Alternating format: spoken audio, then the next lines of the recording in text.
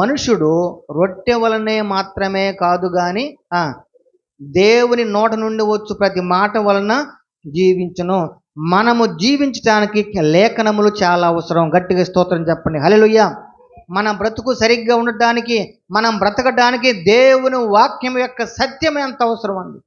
ఇప్పుడు మనకి పోషకాహారం అందక కొన్ని రకాల జబ్బులు వస్తాయి.